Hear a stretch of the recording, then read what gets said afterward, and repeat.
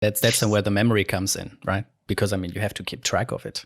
Yeah, but then memory is a complicated concept too, right? There's multiple types of memory, multiple systems of memory, where one of them is very explicit and declarative. And most people think of memory as this kind of thing where as episodic memory or maybe working memory, when you have to remember or retrieve a phone number or something. It's very constant. But there's also a type of procedural or non-declarative memory, the kind of memory that we build when we're learning to ride a bike, or the kind of memory when we learn that whenever you enter the bathroom, you raise your right hand in order to turn on the light.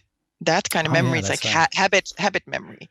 And so the question is, and then there's yet a third form of memory that's like maybe Pavlovian memory, where we've learned over the course probably of generations, over the course of evolution, that when you anticipate to get a reward, it's adaptive to make an approach response. That's also a form of memory. It's just sort of innately pre-programmed memory.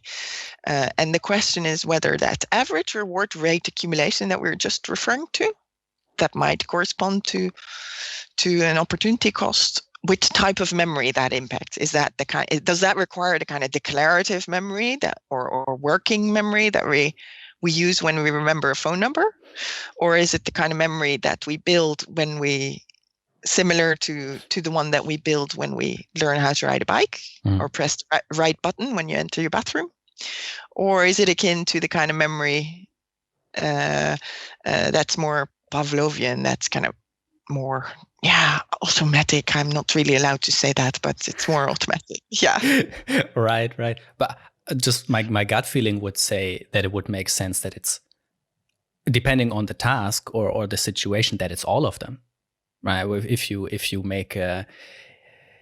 want to decide between something very, let's say, abstract, as in, do I want to write on my book, or do I want to be interviewed for a podcast? That's then a very high level. Or if I want to, decide between a chocolate bar and some gummy bears, that can be some very, very sensory, very low level. Yeah.